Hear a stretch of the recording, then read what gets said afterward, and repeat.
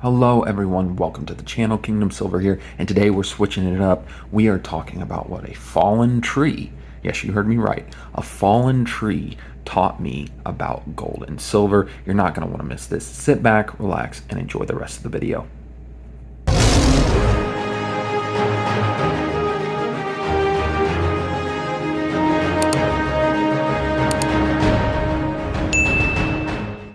Thank you so much for checking out this video.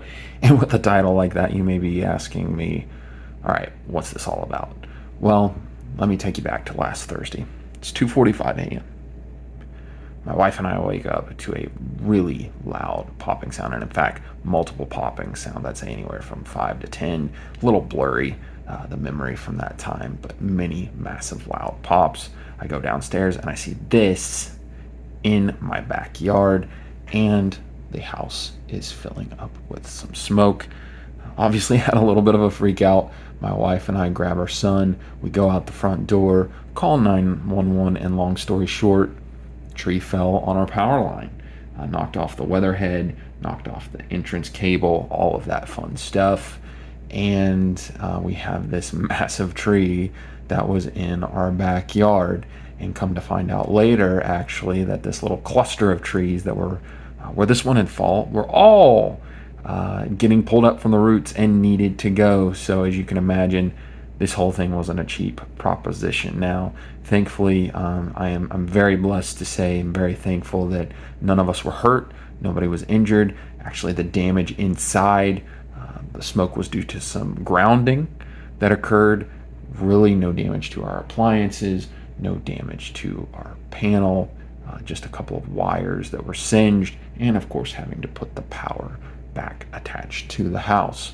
So God was gracious to us. Could have been way worse, and obviously the most important thing, that my family was okay, and then the house. However, this whole situation got me thinking, because again, by God's grace, we were able to get this taken care of within a day, which is unheard of. I mean, we had power back on at 9:45, I believe, on Thursday night. Had some family to stay with. It was all good. But it got me to thinking, because, the bills started coming in. And as you can imagine, that was not a cheap proposition. And, just to keep you guys entertained, I'm going to start showing some gold and silver here on the screen.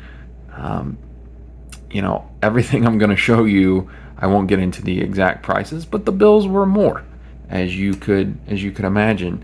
And it was something where, insurance would cover a piece, but not all of it, cutting down those extra trees that were going to fall. And at the end of the day, I had to look at our cash flow. I had to look at the bank and say, okay, if these bills hit and these bills hit, what's that going to look like? Because I have, for the most part, got it to where, we have a lot of different assets, but a lot of, from a cash flow perspective, we've been keeping anywhere from, let's say 3 to 6 months of salary, and then putting the rest in either gold, silver, other assets, the stock market, just because of the fact of, interest rates and where they are. We've been trying to get ahead on that.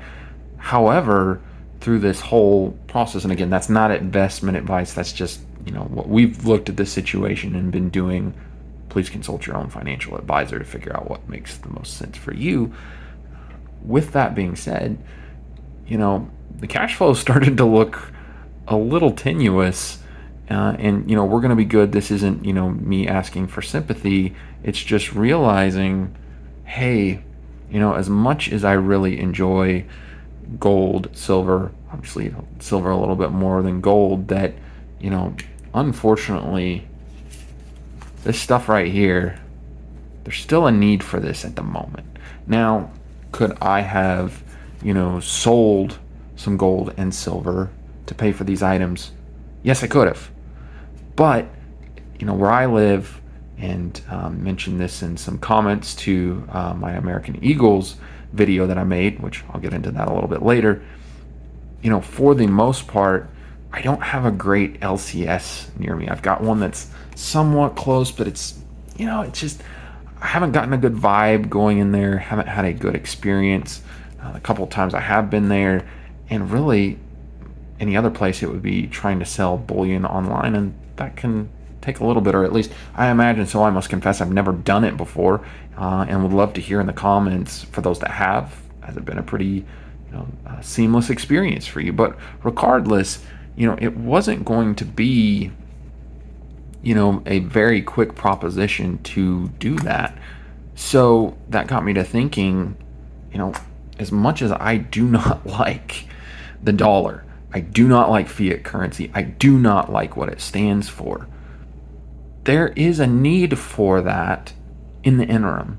And when I say in the interim, until I believe we get gold and silver in a place, whether maybe it's through avenues like Kinesis, where you have your assets that are backed up by digital gold and silver that is held in different depositories across the world, and having debit cards, credit cards that can link to that and pay through things, whether it's gold backs that we've talked about before on the channel that allow you to pay for things in literal gold or silver, or we get to a point in our economy where we can pay for gold and silver with coins like we did in the old days. Whatever the situation comes, I don't think we're there yet. Now, I may be one of the few that thinks, hey, I think we might get there at some point, but it's going to take some time. And there's going to have to be a lot of technological advancements before we get there. Now, I feel like it's on the horizon. How far away on the horizon, I don't know. But for the meantime, it's just easier to have some cash on hand. So I guess what this taught me is there still is some need for cash, still some need for fiat currency. Do I want to have a lot of it on hand? No. But for the convenience aspect, in the meantime, in this in-between, I think there is some value to be had. Again, at least my thoughts on it. Also, this whole situation taught me, hey, I need to have a plan. I need to have a plan to drill it into our heads when there is an issue, when there is an emergency. Where do we go in the house? Practical things. How do we get out? How do I take some of my gold and silver as well? Firearms, if it's in the case of an emergency where I need protection. How do I do all that?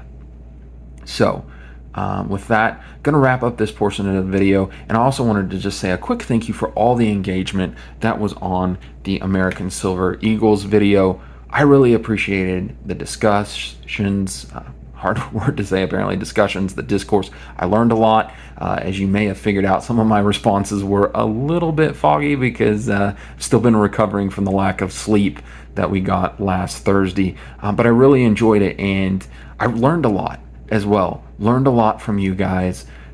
And, while I still, I'm not going to say that I'm going to really dramatically change my strategy on American Silver Eagles, there were some really good points that you guys brought up, and I learned a lot. I think there is some arbitrage play that I might have been missing out on some of the Eagles, and, I'm going to factor that in as I'm looking forward.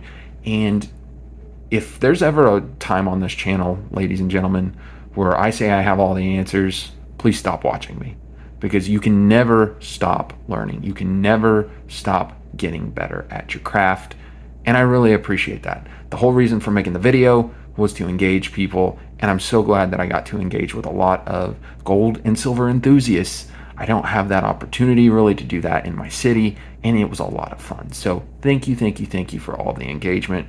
I really appreciate it, and thank you for teaching me things that I didn't know. So with that, we're going to end the video. Be blessed. Be a blessing to others. We'll see you later.